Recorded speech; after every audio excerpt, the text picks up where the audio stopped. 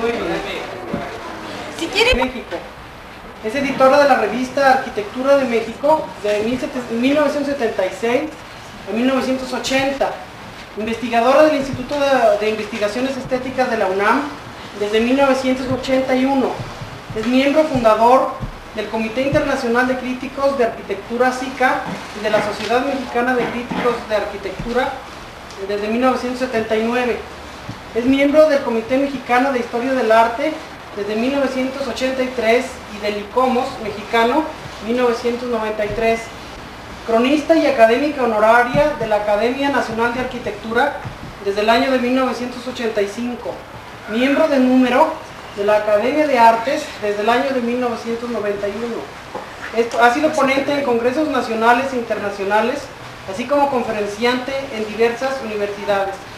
Es autora de los libros Génesis de un mural, Agustín Hernández, Arquitectura y Pensamiento, Arquitectos Contemporáneos de México, Ricardo Legorreta, Tradición y Modernidad, Guía de Arquitectura Contemporánea de la Ciudad de México, Crónicas de la Academia Nacional de Arquitectura, y Teodoro González de León, La Voluntad del Creador, y demás de 100 artículos en publicaciones especializadas de México y del extranjero.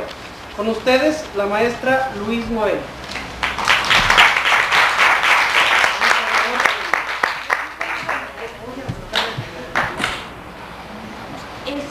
Tal vez para comenzar, les quisiera yo dejar, lo dejo aquí, no sé si se lo dé al doctor o en fin, como ustedes quieran. Traje una bibliografía selecta de los temas que yo voy a hablar estos 3 días, por si alguien eventualmente quisiera checar, ver, buscar alguna otra cosa, se la puedo dar al doctor, que bueno, en un momento. Por otro lado, pues vamos a hablar de arquitectura, y obviamente, aunque no soy arquitecto, todo el mundo dice que hablo como arquitecto, porque bueno, siempre he estado trabajando, o casi siempre he estado trabajando, alrededor de ese tema. Entonces, si por ahí hay algo que no entienden, si me quieren interrumpir, si me quieren preguntar después, no sé cómo es realmente la dinámica de las clases, pero yo no tengo ningún problema que de pronto me digan, bueno, ¿y esto qué quiere decir? O aquel otro término, ¿a qué se refiere?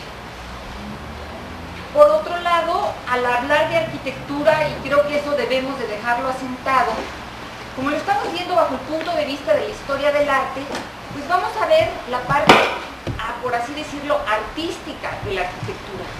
Pero nunca jamás debemos olvidar que la arquitectura tiene todas estas otras partes, que son, por así decirlo, funcionales, que tienen que ver con la función, que tienen que ver con la técnica, que tienen que ver con la economía. Si no, no es arquitectura. A diferencia de un cuadro, que bueno, vemos el cuadro y ese es el cuadro, y pues de alguna manera hasta en una foto, aunque sea más reducido, sigue siendo el cuadro. La arquitectura, y ustedes que la viven todos los días, es algo más. La arquitectura no nada más es la fachada, vamos a ver muchas fachadas, me da pena, pero bueno, pues hay que verlas. Veremos algunos interiores, de pronto por ahí alguna planta, pero en realidad siempre estemos conscientes de que hay técnica. La arquitectura no nada más es un arte, es una técnica, tiene que funcionar. Si algo no funciona, simple y sencillamente no es arquitectura. Podrá estar muy bonito, pero no es arquitectura. Si a nosotros tenemos una casa que no nos funciona como casa, pues no es arquitectura. Será algo más, pero no será una casa. En ese sentido, de alguna manera, para no estar regresando sobre esta parte que es, o las cuestiones económicas, para no estar regresando sobre esto que es muy complejo, muy complicado, que obviamente no es el punto de interés de un curso de historia del arte, prácticamente doy por sentado que de todo lo que yo estoy hablando cumple en líneas generales con la función y cumple en líneas generales con la técnica. Si en algún momento no, me detendré y diré, bueno, miren, esto es muy bonito, pero no funciona. O esto es muy bonito, pero ya se cayó porque estuvo mal hecho, por decir algo, ¿no? Si no, dejamos por sentada esa parte y pasamos a la parte del arte, de los estilos y de todo esto. Pero sí quiero dejarlo sentado en un principio para que no perdamos de vista esa otra parte de la arquitectura que muchas veces en los cursos de historia del arte queda fuera y obviamente es indispensable para que sea completa la arquitectura. Maestra, entonces hay que relacionar, no hay que perder de vista la relación de la arquitectura con la economía. Con la economía, con la técnica. Y además también con los cambios en las ciencias y en las técnicas, ¿verdad? Los cambios que la van determinando. Con la psicología. Incluso. Con la función, con la parte social de la arquitectura, con todas estas cosas. Sí hay que tenerlo en cuenta cuando uno lo ve más ampliamente. En este caso, normalmente los ejemplos que escojo cumplen con todas estas cosas y nos dedicamos al punto de vista de la historia y de la historia del arte. Y probablemente ustedes ya lo han escuchado de las otras personas que han venido aquí, también la historia está íntimamente ligada con la historia del arte y los estilos. No son dos mundos diferentes. El acontecer histórico influye definitivamente y constantemente en el arte. Y en el arte de la arquitectura influye todavía mucho más. La arquitectura no se puede librar para nada del contexto histórico. Y eso es muy importante tenerlo en cuenta. Y lo vamos a ir viendo en el desarrollo porque los acontecimientos históricos van variando. ¿Por qué en el caso de la arquitectura es más notorio? Vuelvo a lo mismo, al caso de la pintura tal vez que es el más fácil, pero es el caso también de la literatura. ¿Por qué no? Si hay una revolución, pues si el pintor no está demasiado involucrado, se puede encerrar en su cuarto y seguir pintando, o no encerrarse en sus ratos de ocio, en sus noches, seguir pintando. Si ya no tiene para óleos, pues dibuja. Un escritor puede estar en la revolución. Mariano Azuela estuvo en la revolución y escribió su mejor novela. Un arquitecto, si hay revolución, si no hay quien tenga dinero, si no hay quien necesite hacer una casa o un teatro o un palacio de gobierno, no hay arquitectura. El arquitecto necesita de quien lo contrate para hacer algo. Por eso la historia influye mucho más, influye en todo, obviamente, pero influye mucho más en la arquitectura, porque cuesta mucho dinero hacerla y se necesita que alguien la solicite, que alguien la pida. En este sentido, sí vamos a ir viendo cómo la historia va influyendo muchísimo, no solo en los cambios de estilo, sino en que se hagan o no se hagan las cosas. Entonces por eso es tan transitoria la arquitectura. Al contrario, la arquitectura es el testigo insobornable Sí, pero yo de la historia. digo transitorio en el sentido de que está sujeta al consumo, al mercado. Claro. Y como está sujeta al mercado, está cambiando, es un devenir, hay una cosa. Está mucho más sujeta a la cuestión social, al hombre. Y a la economía, al mercado. Pero es esta famosa frase de que la arquitectura es el testigo insobornable de la historia, es cierto. Un campo de concentración, ahí está, lo construyeron y no lo pueden borrar. Podrán destruir las fotos de las torturas, podrán destruir los testimonios de las torturas, pero la cámara de tortura es más difícil. Decir que si Napoleón o que si Luis XIV, que si Versalles, ahí está. Es mucho más fiel a la historia, nos habla mucho más la arquitectura que muchas de las otras áreas. Bueno, vamos a hacer entonces una revisión en estos 3 días de la arquitectura del siglo XIX y del siglo XX. Claro que, y esto también lo deben de haber visto ustedes con otras personas que han venido a hablar aquí, los siglos no se pueden cortar con cuchillo. No podemos decir, entramos al siglo XIX, es 1800, y ya es otra cosa. Los siglos nos sirven en la historia como instrumentos de división, de acomodo, de organización, pero nunca es totalmente claro. Entonces, el espíritu del siglo XIX, o a lo que uno se puede referir como arquitectura decimonónica, comienza desde finales del siglo XVIII y termina a principios del siglo XX. Por eso no se extrañen que hoy, que vamos a ver siglo XIX, vamos a comenzar en el XVIII y vamos a terminar en el XX. Pero iremos viendo por qué, porque tiene que ver con esto. Entonces, podemos, si quieren, comenzar con las diapositivas y les voy platicando acerca de esto. Entonces, si alguien quiera ir a apagar la luz, etcétera.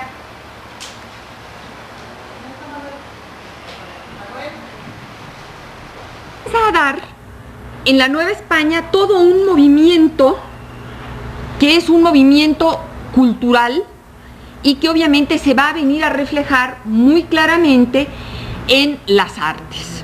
Este movimiento cultural es el movimiento de mediados del siglo XVIII, finales, es el movimiento conocido como la Ilustración o el enciclopedismo. Todo este retorno hacia la ciencia y un poco el entender que no todo depende de la voluntad divina, sino que se puede lograr toda una serie de experiencias y un progreso real a través de la ciencia. El enciclopedismo trajo como consecuencia directa en las artes el establecimiento de las academias de arte, la enseñanza institucionalizada y controlada por los gobernantes, el despotismo ilustrado del arte. Arte también para que estuviera al servicio de estos gobernantes.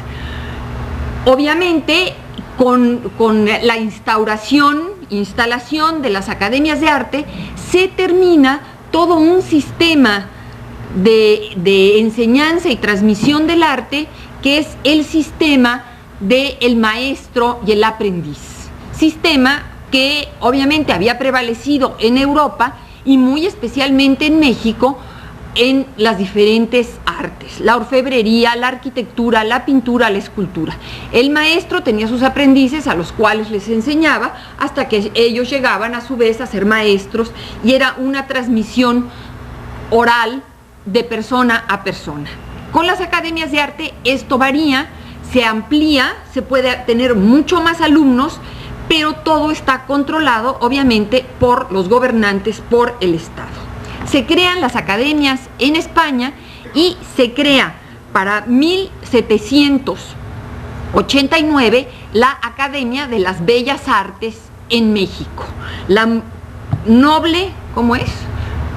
La Real Academia de las Bellas Artes, de las Nobles Artes en México, que es la Academia de San Carlos, abocada a San Carlos, obviamente, puesto que el rey de España en ese momento, que muy generosamente dota de una academia de artes a la Nueva España, es Carlos III. Se crea entonces un sitio donde pueden estudiar, donde pueden aprender las artes que es el grabado, la escultura, la pintura y la arquitectura en la Nueva España. Y esto se inicia además por una cuestión muy práctica. Necesitaban, por cuestiones comerciales y económicas, acuñar monedas en México, puesto que en México había mucha plata y mucho oro, y entonces poder ir haciendo ya las monedas en México para este enorme comercio que mantenía la Casa de España, y se necesitaba grabadores para las monedas. Por eso es que se inicia con el grabado de monedas y finalmente ya se hace la academia. Para esta academia vienen una serie de maestros, sobre todo los directores de las diferentes secciones de España, y se tiene este nuevo arte. Este nuevo arte es el famoso neoclásico. Se abandona el barroco, se abandonan las exuberancias del barroco, con todas las connotaciones que tiene el barroco, y este es un muy buen ejemplo. Estamos viendo la Catedral Metropolitana de la Ciudad de México con el Sagrario y toda esta profusión del barroco, pero toda esta enorme relación que tiene el barroco de la relación del hombre supeditado a un dios, a la deidad o a la cristiandad. Como ustedes lo quieran ver, el barroco es el símbolo de esto. El neoclásico proviene de lo grecorromano y es la inspiración del hombre, es el humanismo. En el neoclásico ya no habrá esta profusión, esta libertad absoluta del barroco, todo estará mucho más ordenado, mucho más organizado y mucho más al nivel del hombre, sin la injerencia divina, que era obviamente lo que los gobernantes buscaban. Y esto obviamente también para eso esta foto es muy importante, porque aquí la conclusión de la catedral, las torres y luego finalmente la linternilla de la cúpula y toda una balaustrada que hay alrededor y que es lo que unifica los diferentes estilos en los cuales se hizo la Catedral de México, lo hacen las torres, José Damián Ortiz de Castro, y la linternilla, el reloj, las esculturas y las balaustradas, Manuel Tolsá. Y Manuel Tolsá obviamente será figura determinante para el establecimiento del neoclásico en México. ¿Podemos poner la que sigue, por favor?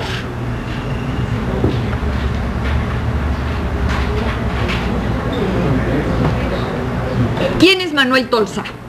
Manuel Tolsá es un escultor de origen valenciano que viene a México a finales del siglo XVIII a hacerse cargo de la sección de escultura de la Academia de San Carlos. Y dentro de estas labores de la sección de escultura es que concluye, de alguna manera cierra las obras de catedral con esculturas, reloj, balaustradas, etcétera, etcétera. Sin embargo, era un personaje muy talentoso y que muy poco tiempo después comienza a tener, por así decirlo, contratos como arquitecto. ¿Qué es lo que sucede? Manuel Tolsá le comienzan a solicitar, a pesar de ser tan solo, entre comillas, escultor, obras importantes de arquitectura. La primera obra que le solicitan es esta, es el Palacio de Minería. ¿Podemos pasar a la siguiente, por favor?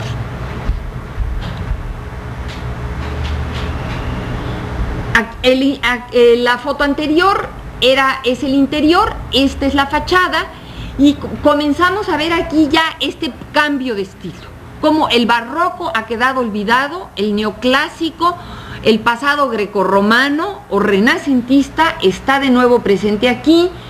Supongo que ustedes conocen ya lo que son las columnas dóricas, en fin, los órdenes griegos, los órdenes romanos, etcétera, etcétera. No me detendré más en esto.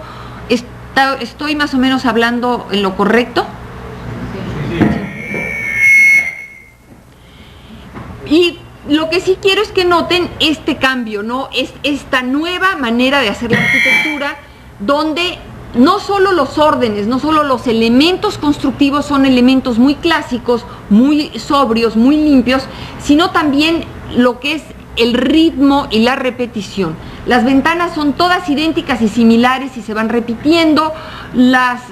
Por ejemplo, los florones en la parte de arriba, los floreros, son idénticos y se van repitiendo. Es este ritmo, este avance, este progreso, esta conclusión que está presente en las obras del neoclásico.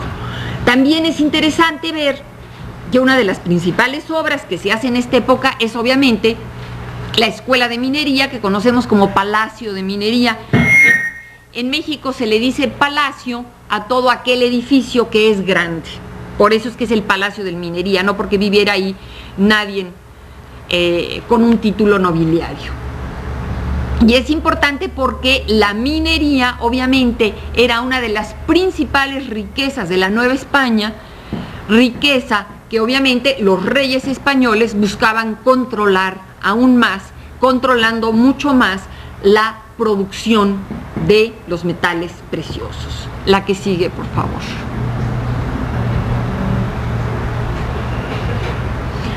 Manuel Tolsá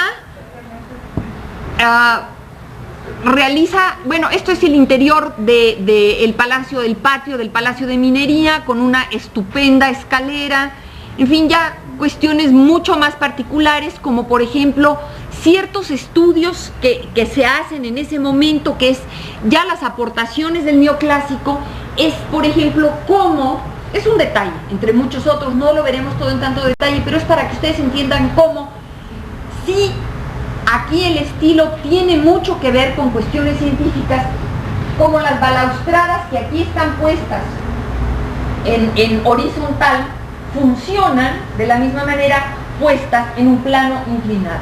Todo esto es producto de estudios. El cambiar la balaustrada para que acomode, a pesar de que está en un plano inclinado, es todo un nuevo tipo de estudios, podemos llamar más científicos, donde entra la estereotomía, la geometría, en fin, todas estas cosas. Obviamente esto sin olvidar la estética y por qué no decirlo, la belleza de un patio como el del Palacio de Minería, que tiene pilastras en la parte inferior y columnas pareadas, o sea, columnas pares, jónicas en la parte superior.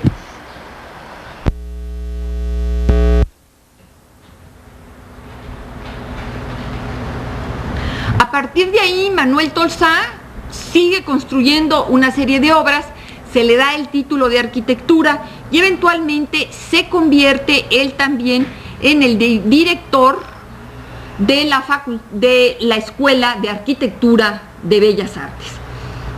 Esto es un proyecto de Tolsá, aunque no lo construyó él, por así decirlo, puesto que él radicaba en la Ciudad de México, y esto es el Hospicio Cabañas en Guadalajara.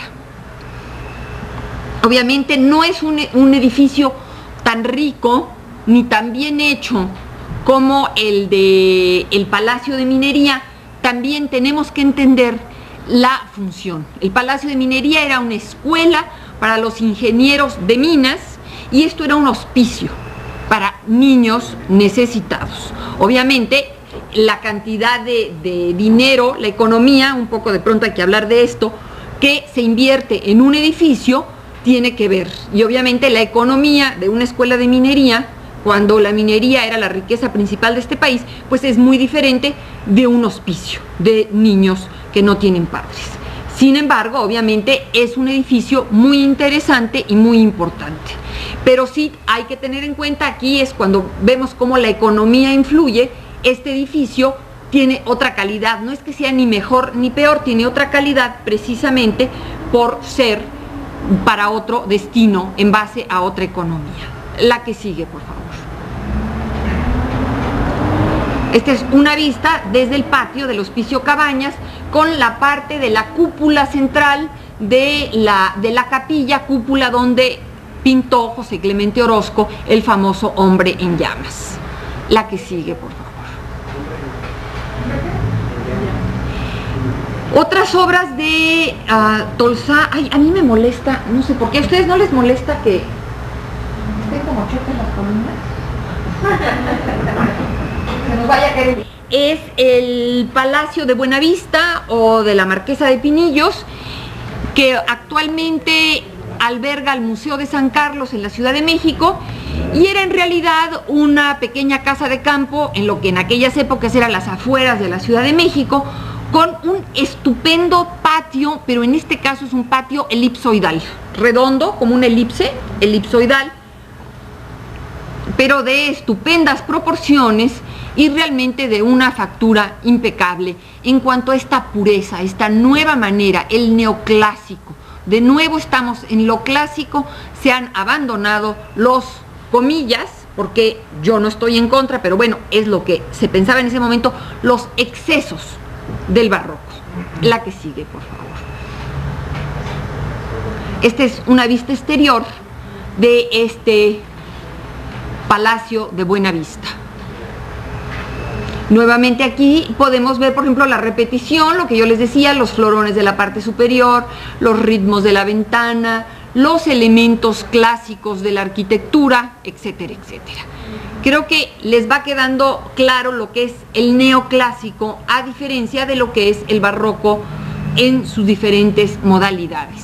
La que sigue, por favor. Incluyendo el rococó.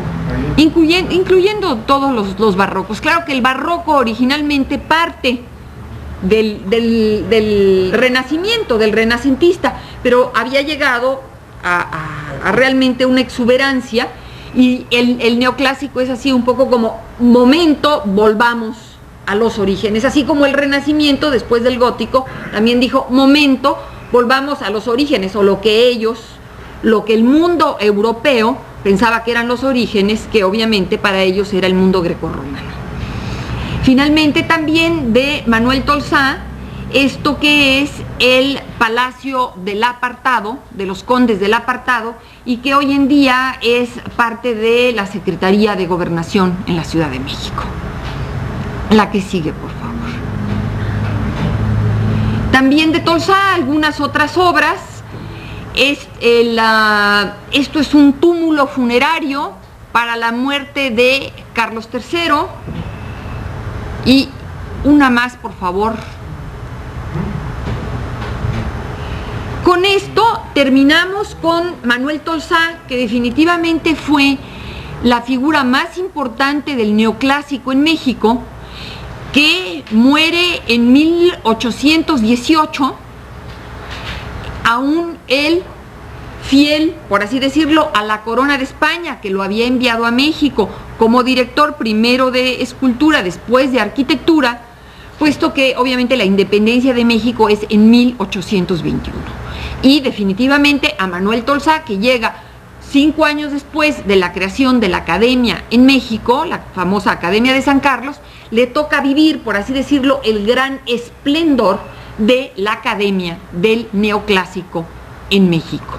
Este esplendor pronto se verá concluido porque muchas de las labores de construcción y muy especialmente las labores de la Academia de San Carlos quedan interrumpidas en 1821 con la independencia de México, ya es México de España, puesto que España era quien subvencionaba, quien pagaba a la Academia de San Carlos y quien pagaba muchas de las obras que hacían los que pertenecían a San Carlos o los egresados, los que habían estudiado en San Carlos. Pero a pesar de que en 1821 cierra la Academia de San Carlos, se deja de juzgar ahí todas las obras, se deja de preparar ahí a los artistas y a los arquitectos, el neoclásico de cierta manera ya había tomado fuerza en este país, ya se había adoptado, ya era el arte del buen gusto. Debido a este arte del buen gusto, muchas iglesias perdieron sus altares barrocos y se cambiaron por altares neoclásicos. En ciertos casos, excelentes altares neoclásicos, en otros casos no excelentes altares neoclásicos, y obviamente se perdieron muchísimos altares barrocos. Es problema de la historia. Sin embargo, continúan, a pesar de este cambio dentro de la historia, la independencia de México en 1821, continúan una serie de arquitectos ciertas obras. A pesar de que prácticamente todas las obras oficiales se paran, sí se continúan algunas obras. Algunas de ellas, las más importantes, son de un arquitecto del Bajío, o por lo menos de la zona de Querétaro, Morelia, etcétera, etcétera, que es Francisco Eduardo Tres Guerras. Tres Guerras hace algunos arreglos, algunas iglesias, construye algunas otras. De alguna manera las órdenes religiosas seguían funcionando, seguían teniendo más o menos dinero. Esto es el Carmen de Celaya y también hace Santa Teresa en Querétaro. Una más, por favor.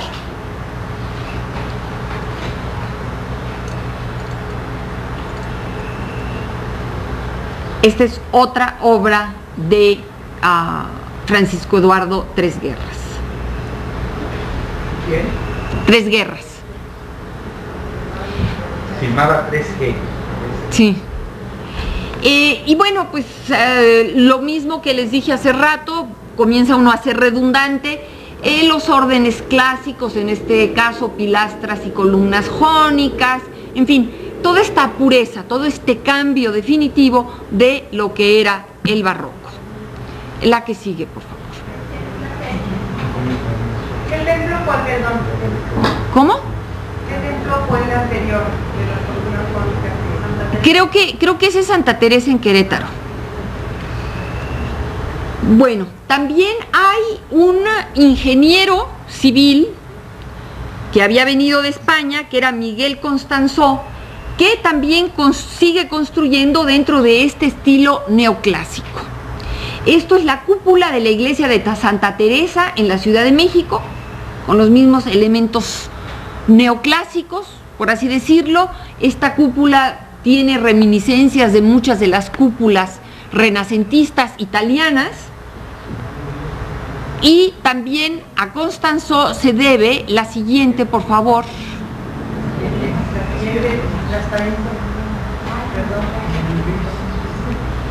Esto que es su casa, fue su casa. Su casa. En la Ciudad de México. Obviamente, exactamente las mismas calificaciones, columnas, pureza, etcétera, etcétera, etcétera. La que sigue. Otro arquitecto importante de la época es el arquitecto Castera, en esto que es la iglesia de Loreto, cuya cúpula había trabajado él con quien fuera su maestro, Manuel Tolsá. Y la que sigue, del arquitecto González Velázquez, que había sido el primer director de arquitectura de la Academia de San Carlos, lo que era la Real Fábrica de Tabacos, que después se convirtiera en cuartel militar y que conocemos hoy en día como la Ciudadela, en la Ciudad de México.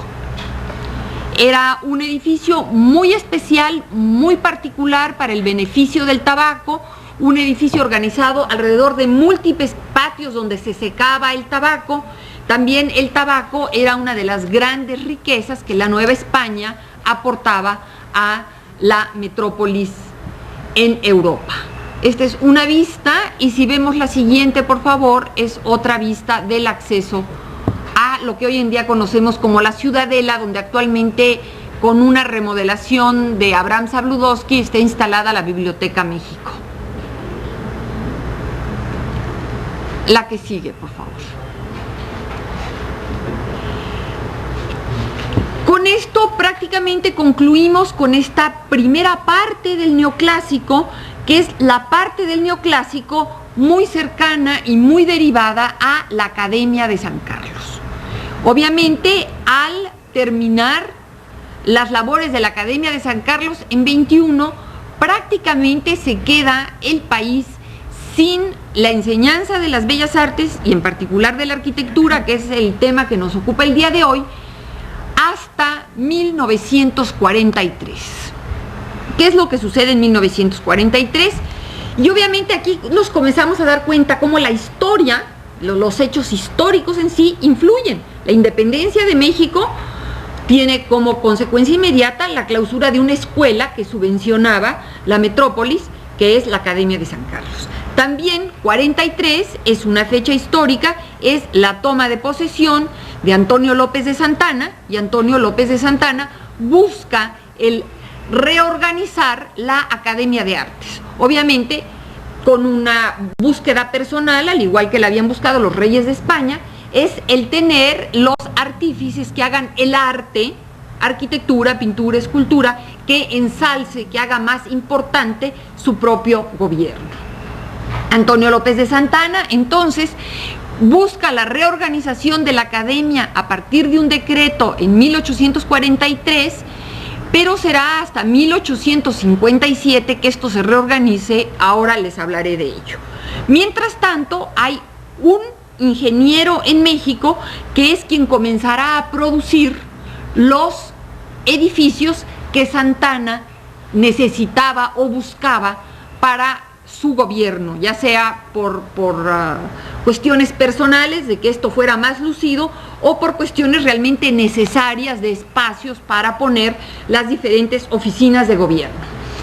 El arquitecto más importante en este momento, o prácticamente el único que sigue funcionando, es un arquitecto de origen español, más que arquitecto, un ingeniero de origen español, Lorenzo de la Hidalga.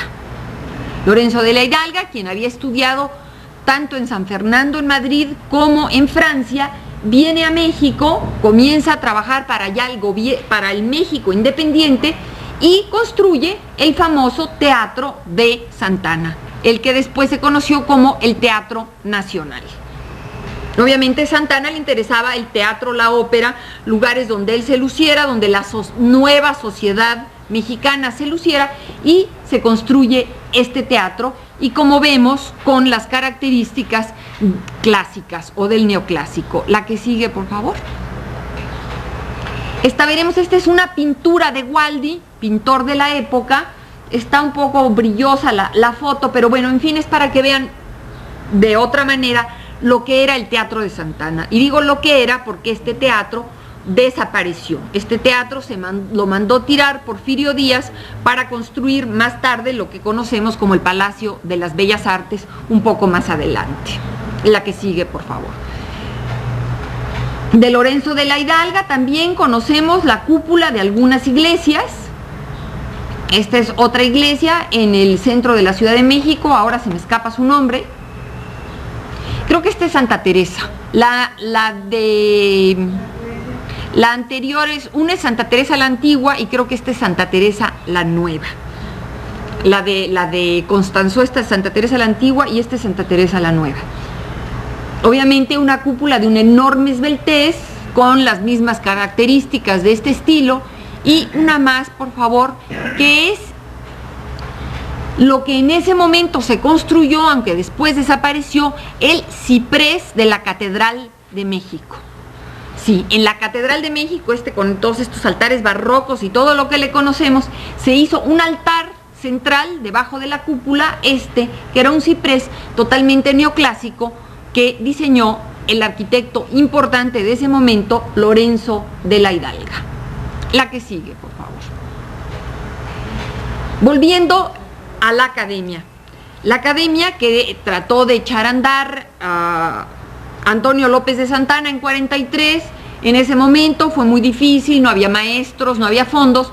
Finalmente en los 50 comienza a ser esto una realidad y para 1957 es una absoluta realidad la reapertura de la Academia de San Carlos. Y también, obviamente, gracias a Santa Anna. Recordemos que Santa Anna iba y venía un poco como presidente de México.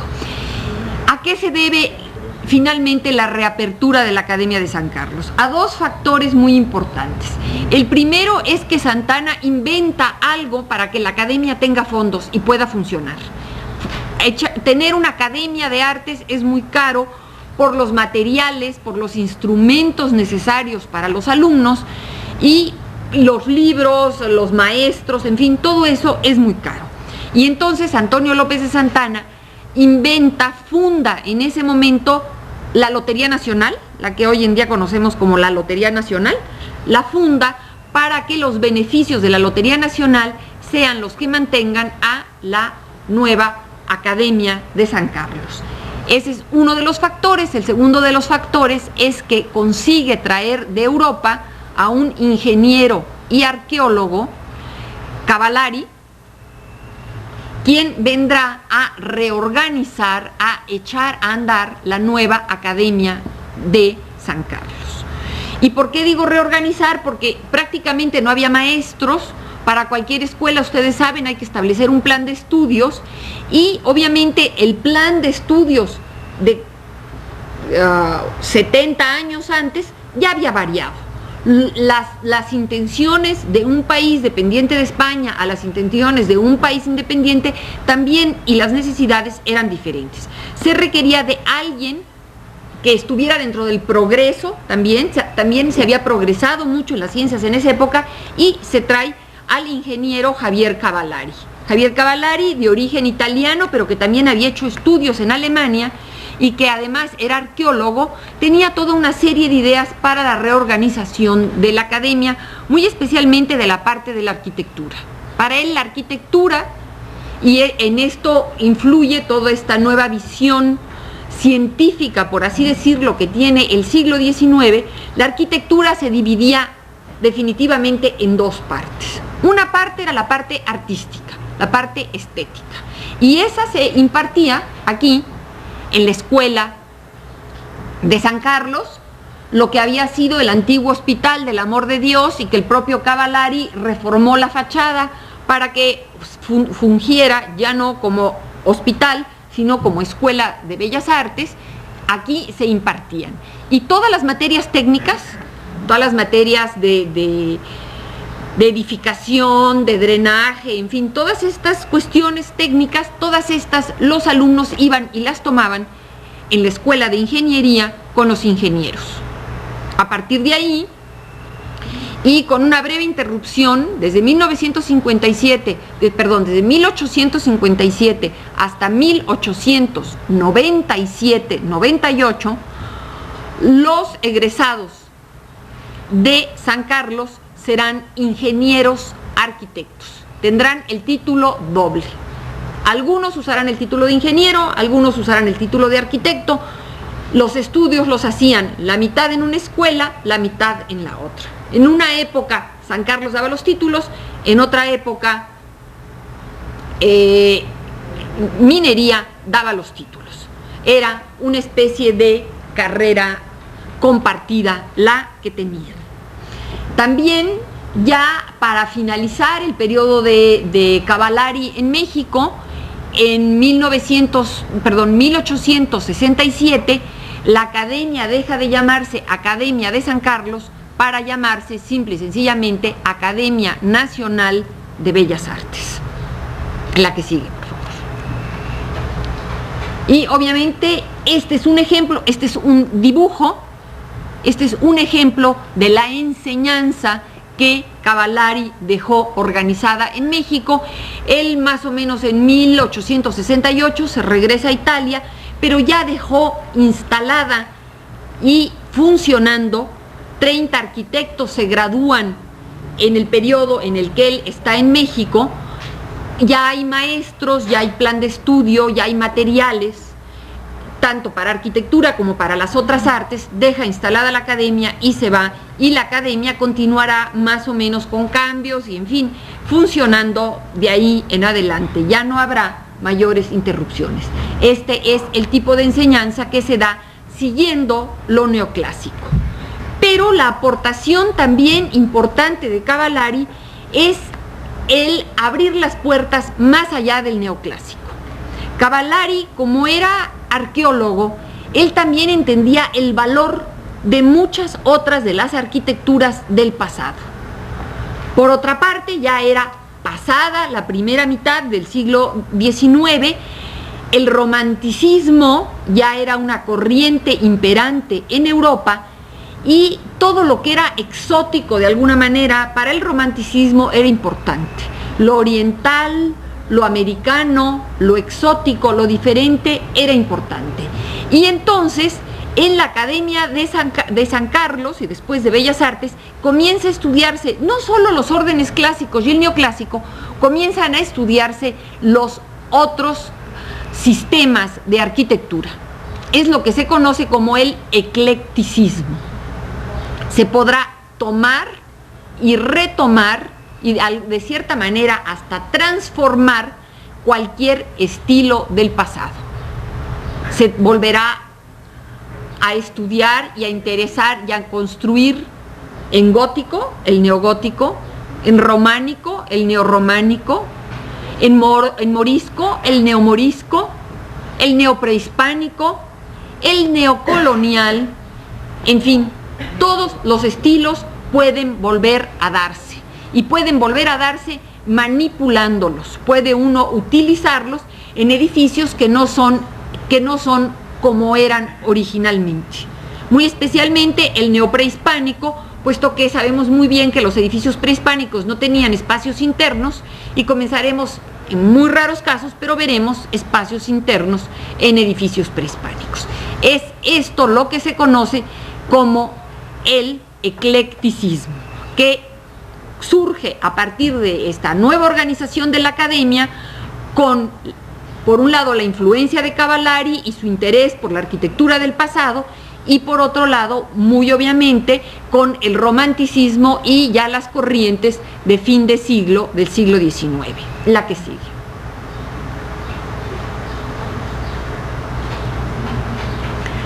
Así comenzamos a ver edificios curiosos. Por ejemplo, esto que es lo que todo el mundo conoce como el kiosco morisco de la Alameda de Santa María en la Ciudad de México, pues tiene una tradición muy antigua.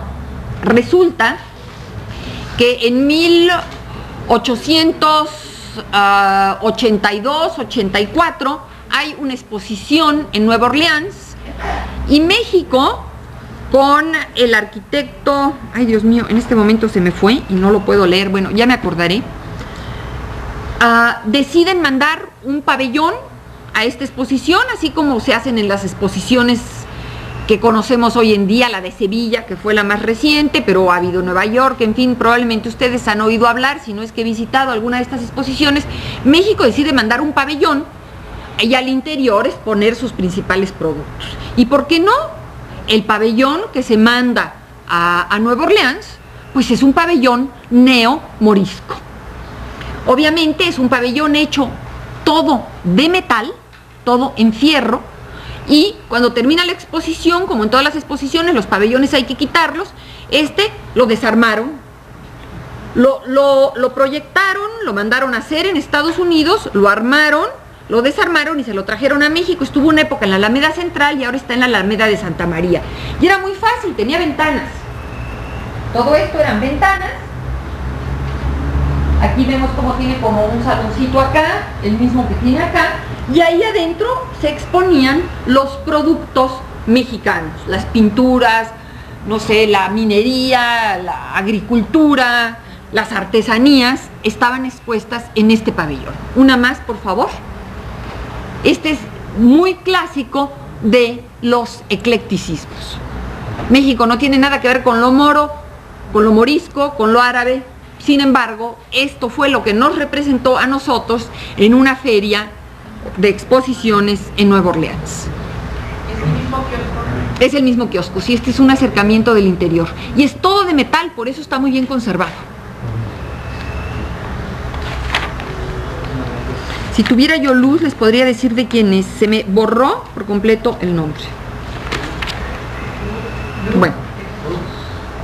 No importa, o si quieren el nombre.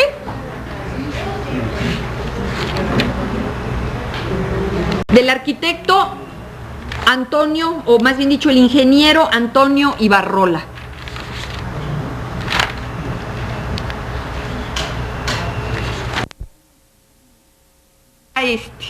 Este es ni más ni menos que el pabellón mexicano a la Exposición Universal de París de 1889. Es una reinspiración, por así decirlo. Este es un dibujo, no es foto, no había... Hay por ahí algunas fotos muy malas, pero bueno, son muy antiguas, obviamente. Esto es de 1889.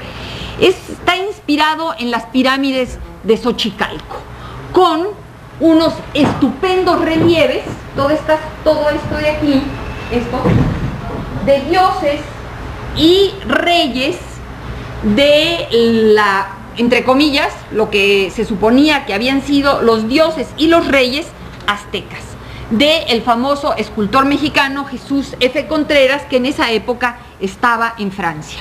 Estos relieves existen hoy en día. Algunos de ellos son los que están alrededor de el Monumento a la Raza en la Ciudad de México, y hay otros en Aguascalientes, porque este escultor era originalmente de Aguascalientes. Maestra, ¿es el piso Magreto? Sí, sí. Jesús F. Contreras. Estas son relieves en placas de bronce. Y obviamente es muy curioso porque esto es una pirámide y bueno, uno supondría que va a entrar al pabellón por aquí. No, no es cierto, las entradas del pabellón son estas. Y si vemos la siguiente, por favor, veremos cómo es por dentro. No, ya nos atoramos. Y aquí estaba expuesto, no sé si lo podemos enfocar tantito, bueno, una serie, por ejemplo, este es el monumento de 67, de Noreña, del Cuauhtémoc, que está en la Ciudad de México, en fin, una serie de monumentos, pinturas, etc. Uno más, por favor. Y esa es otra propuesta de pabellón que no se construyó porque fue un concurso. Este es el pabellón del ingeniero Luis Salazar, también en una especie de neoprehispánico, como palacio colonial, pero medio neoprehispánico. Esto era el eclecticismo. En realidad, todo se valía. Y lo estamos viendo aquí. Una más, por favor. Y curiosamente, en Francia, para esa exposición, estaban haciendo esto. Entonces, sí, realmente México estaba en una posición muy curiosa redescubriendo sus raíces prehispánicas, cuando en Europa pues estaban más bien instalados ya en el progreso. La que sigue, por favor. Y pues también dentro de esta búsqueda de las raíces prehispánicas, el monumento con la escultura de Noreña a Cuauhtémoc. Esto es un poco para que ustedes entiendan por dónde van los eclecticismos. Todo se vale si tiene un antecedente, y no importa dónde lo usemos o cómo lo usemos. Lo prehispánico no tiene que ser una pirámide, no, lo prehispánico puede ser un palacio o una escultura. La que sigue, por favor. Y obviamente también los prehispánico puede ser como esto, que era un arco de triunfo que se le hizo a Porfirio Díaz en 1900 para recibirlo en la Ciudad de México a nombre de Yucatán. Creo que está la foto al revés, o no, sí, ¿verdad? Está al revés porque no se puede leer. No. Como ustedes ven, todo esto está retomado de diferentes elementos de la arquitectura de Yucatán y una mestiza en la parte superior. Este arco estaba hecho por un arqueólogo, el arqueólogo Peñafiel. La que sigue, por favor. Sí, ya nos volvimos a atorar.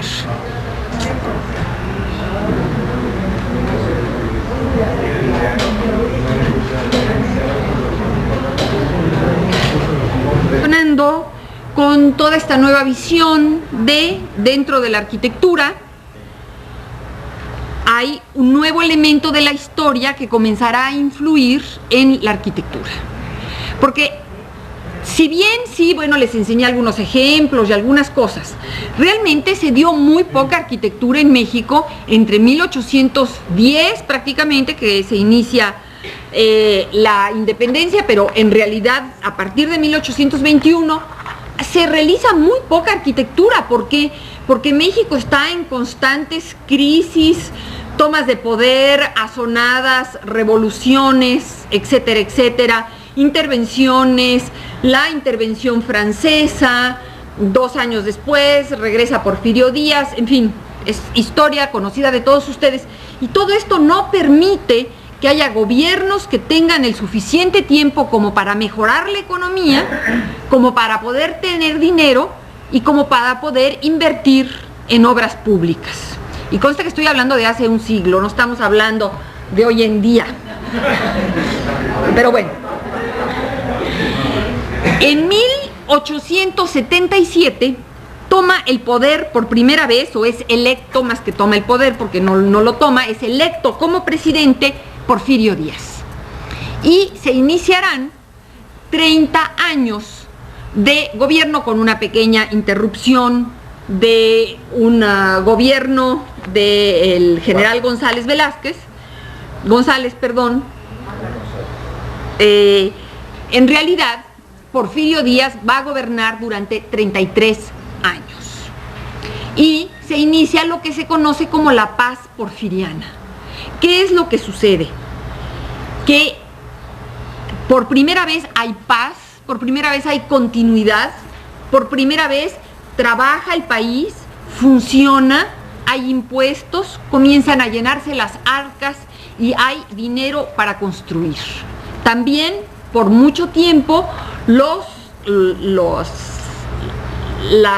personas privadas, por así decirlo, las empresas incipientes, comienzan a poder ampliar sus empresas y a poder construir, tanto para sus industrias o las industrias o los negocios que deseen instalar, como en su habitación particular. Por primera vez, a través de la paz porfiriana, comienza a haber dinero. Por otro lado, también este primer dinero comienza a fluir desde 1800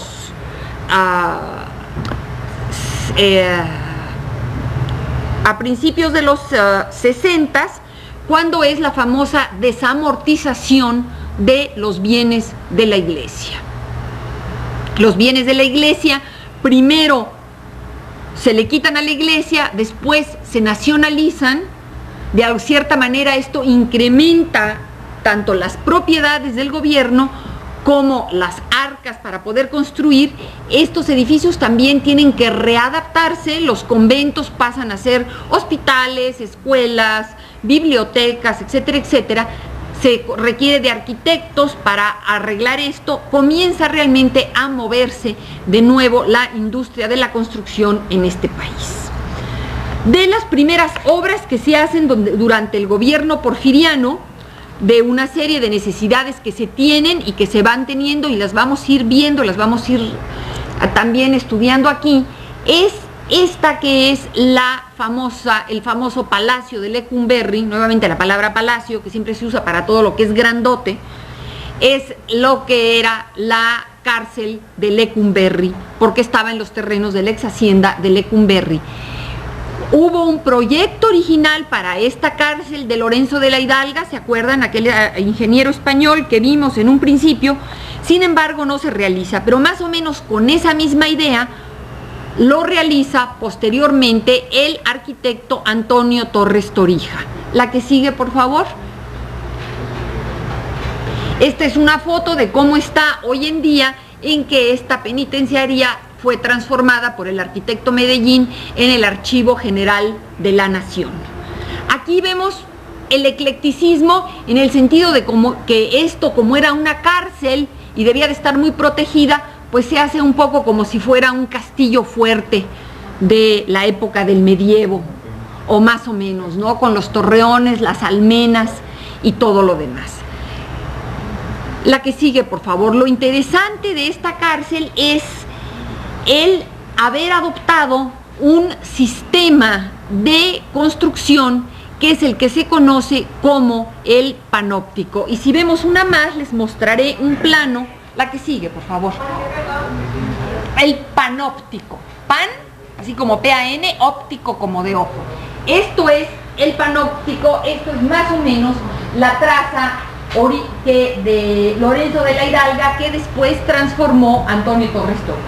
¿Qué es el panóptico? El panóptico es una proposición del siglo XVII y XVIII, sobre todo en un principio se utilizaba para los hospitales, posteriormente se vio que su utilidad es muy importante para sitios que tienen que estar cuidados como las cárceles. Maestra, se refiere a que se puede vigilar desde un punto decente, sí. Una visión sí. de todo, desde un vigilante en la parte central, sí. Originaria de Jeremías Bentham, sí. arquitectura carcelaria, arquitectura penitenciaria. El de Bentham, sí, es desde Jeremías Bentham. Panóptico quiere decir que se ve a todos lados.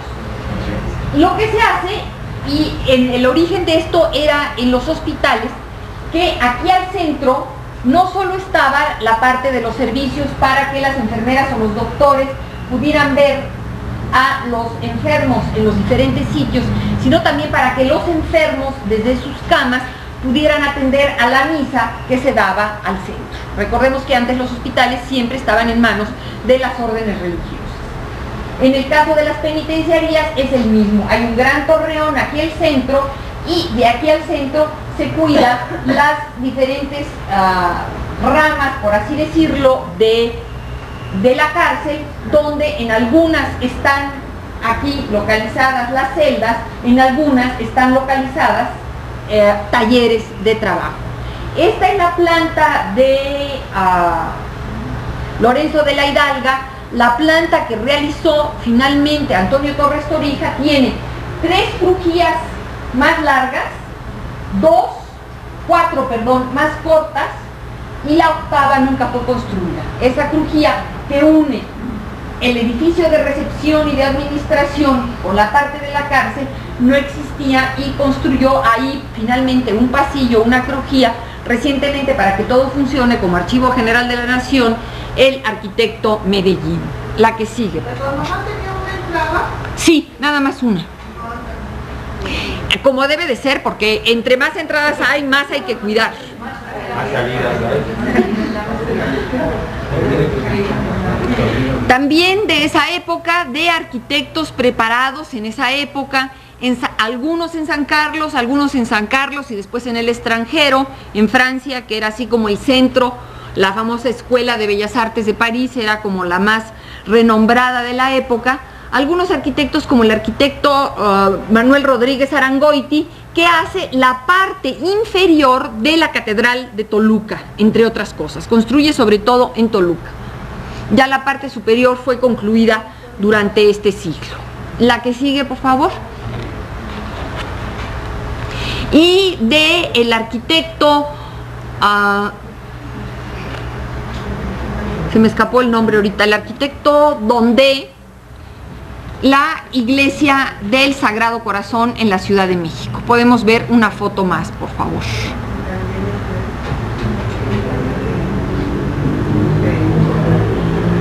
La que sigue.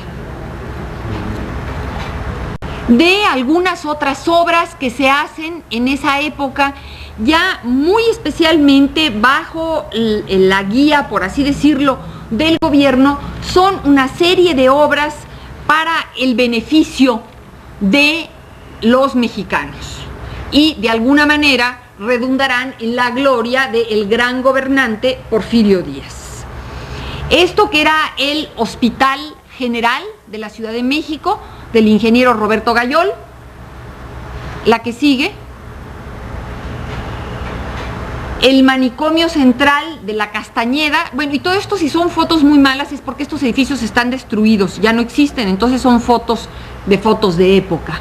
El edificio central del manicomio de la Castañeda, que estaba en lo que ahora, en las afueras de lo que hoy en día es Mixcoac, en la Ciudad de México, y que hizo el ingeniero Porfirio Díaz, hijo. Y aquí nos insertamos dentro de una gran problemática que surgió durante todo el periodo del gobierno de Porfirio Díaz, que es la preponderancia de los ingenieros sobre los arquitectos. Normalmente los contratos de arquitectura comienzan a quedar todos en manos de los ingenieros. No tengo mucho cómo explicarles. El que, como el propio hijo de Porfirio Díaz era ingeniero, pues entre él y sus cuates se lo repartían. No creo que nos suene muy desconocido, por un lado, o por otro lado, muchas de las obras importantes se encargan a arquitectos extranjeros. Se mandan traer arquitectos de otros sitios, sobre todo de Europa. Tampoco eso nos suena extraño, ¿verdad? Bueno, la que sigue, por favor. También de Porfirio Díaz, hijo, el heroico colegio militar en Popotla. Y obviamente, pues este es un edificio ya dentro del gusto más prevaleciente durante la época porfiriana, dentro del eclecticismo de la época porfiriana, que es el afrancesamiento. En realidad está copiado de las casas francesas del siglo XVIII y XIX en Francia, con cuestiones tan especiales y un poco ridículas como esto, que es la mansarda. Es el techo inventado por un arquitecto francés, Ardois Mansart, por eso se llaman mansardas, y son techos especialmente diseñados para que la nieve no pese en el techo y se deslice. Obviamente en la Ciudad de México esto es absolutamente fuera de sitio. La que sigue, por favor. Es la central de policía o demarcación de policía, o como ustedes quieran llamar, de los arquitectos Nicolás y Federico Mariscal, de 1906, en la Ciudad de México. Esto en una especie de estilo neogótico, así como un poco de castillo fuerte, también lo entendemos, era la estación de policía. La que sigue, por favor. Desde los arquitectos Nicolás y Federico Mariscal. Y, ay Dios mío,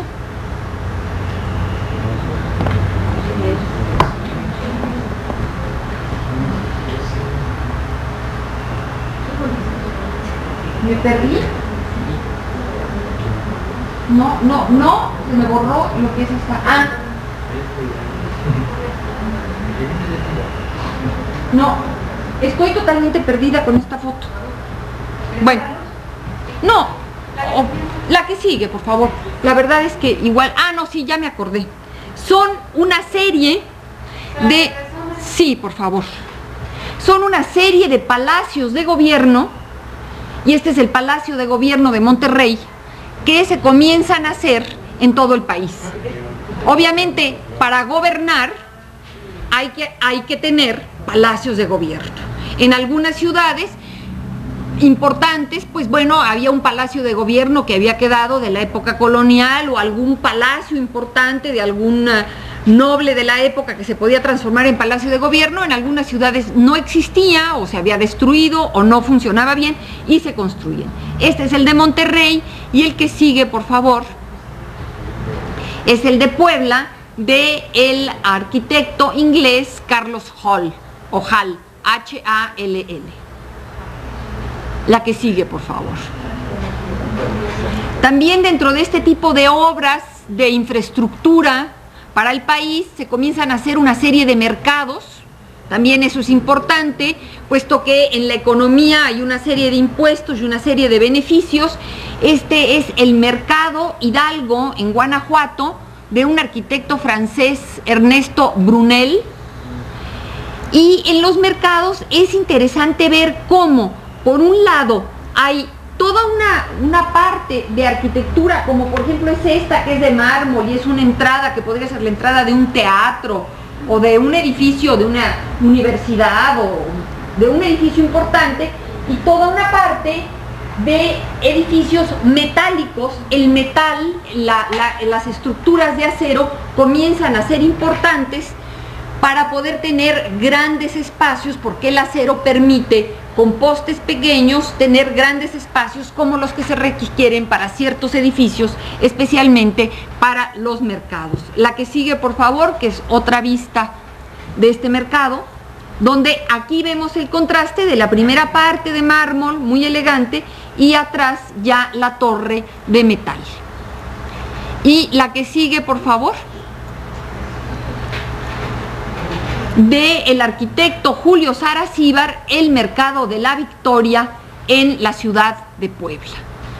No sé si aquí hay un mercado, pero prácticamente en todas las ciudades en esa época se hicieron mercados de este estilo, metal, con estructuras metálicas. Por ejemplo, en Zacatecas hay uno muy interesante junto a la catedral. Un poco en todos lados se hicieron este tipo de obras con las estructuras metálicas. Casi siempre venían importadas de Europa, de Francia, de Alemania o de Inglaterra. La que sigue, por favor. También se hicieron una serie de teatros.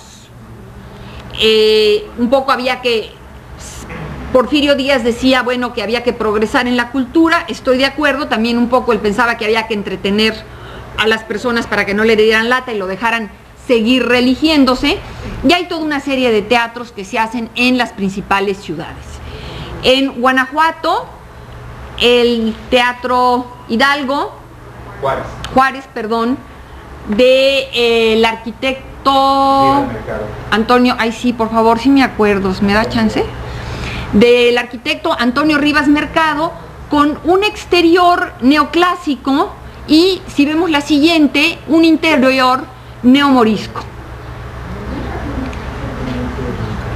Curioso, ¿no? Como por adentro y por afuera varía, no importa. Esto es parte del eclecticismo. La que sigue, por favor. El Teatro de la Paz en San Luis Potosí, del arquitecto José Gálvez. Y una más, por favor. El Teatro de Gollado en Guadalajara. Obviamente, en todas las ciudades también se hicieron o se adaptaron teatros. No conozco el de aquí, es la primera vez que estoy en Durango, pero sé que hay un Teatro Victoria que se adaptó también más o menos en ese periodo. De aquí es siguió las reglas de la Academia Francesa, totalmente de las reglas de la Academia Francesa y Victoria. Pues aquí, en tiempo de don Porfirio Díaz, hicieron el teatro Ricardo Castro, el internado Juan Villalobos, tienen más o menos ese estilo, sí. En todos lados se hicieron teatros, en casi todas las ciudades, aún las muy pequeñas, se hacían teatros o se adaptaban edificios para teatros. El que sigue, por favor. Es cierto, maestra, que en tiempo de don Porfirio Díaz, él decía que cada año tenía que ser una obra magnífica. en todos los estados. No, yo eso no lo he escuchado. Lo que pasa es que, Porfirio Díaz y las personas que estaban con él estaban interesadas en el continuismo y entonces, bueno, pues a base de demostrar que estaban haciendo cosas buenas, buscaban que cuando viniera la reelección de Porfirio Díaz pudiese reelegirse, seguir en el poder. Claro, una parte era un interés personal, por otro lado creo que también, ya que ha pasado tanto tiempo, también debemos de reconocerle a Porfirio Díaz que fue una persona que supo gobernar al país, que supo hacer progresar al país y que supo realmente darle un cierto progreso a un país que estaba en un estado verdaderamente lamentable, sobre todo después de la intervención francesa y en la bancarrota total. Entonces también, y realmente hacerlo progresar y que sus instituciones y su arquitectura, las artes, también progresaran, ¿no? También tenemos que entender, no tenía partes negativas y positivas, pero era humano y creo que debemos de entenderlo así. Una de las partes, por ejemplo, en las que progresa muchísimo Porfirio Díaz es en los ferrocarriles. México no podía salir adelante porque no estaba comunicado, no podían ni repartirse los productos agrícolas ni los incipientes productos industriales, y gracias a Porfirio Díaz se tiende la gran mayoría de las vías de ferrocarril. Prácticamente de Porfirio Díaz a hoy en día es muy poco lo que se ha atendido de vías de ferrocarril. Todo lo que existe de vías de ferrocarril, todo se hizo durante el periodo de Porfirio Díaz. Este es el caso de la estación de trenes de la época de Porfirio Díaz en la Ciudad de México y de toda una serie de estaciones de ferrocarril que se hacen a lo largo y a lo ancho de este país. Muy especialmente algunas hechas por arquitectos extranjeros, como la siguiente, por favor, que es la estación de Aguascalientes que hizo el arquitecto Carlos Hall, el mismo que vino, el arquitecto era un arquitecto inglés, vino con la compañía, lo trajeron la familia Braniff, que tenían una de las más grandes concesiones de ferrocarriles para este país, lo trajeron de Inglaterra, hizo las estaciones de ferrocarril, hizo el Palacio de Gobierno de la ciudad de Puebla, el que vimos, y una serie de casas en la Ciudad de México. También este arquitecto, Carlos Hall, hizo, si vemos la siguiente. Aquí muy hermosa la estación de ferrocarril, maestro. No, esa fue, nos regresamos, la que sigue. Luego que tenga tiempo, la va a visitar, doctora. Esta es la estación de ferrocarril de Mérida, en Yucatán, también del arquitecto Carlos Hall. La que sigue, por favor. Y como vemos, el eclecticismo pues va variando, ¿no? En todas ellas. También por esa época se hacen una serie de instituciones para la cultura. El arquitecto Carlos Herrera está encargado de dos de ellas. Una, esto que es el Instituto de Geología, que era un instituto de geología importante en aquellas épocas y que ahora es parte del Instituto de Geología de la UNAM, de la Universidad Autónoma de México, enfrente de la Alameda de Santa María, en la colonia Santa María, en la Ciudad de México, y la que sigue también de él, que originalmente era un centro, este es el interior del Instituto de Geología, y la que sigue, por favor, que era originalmente un centro de estudios biológicos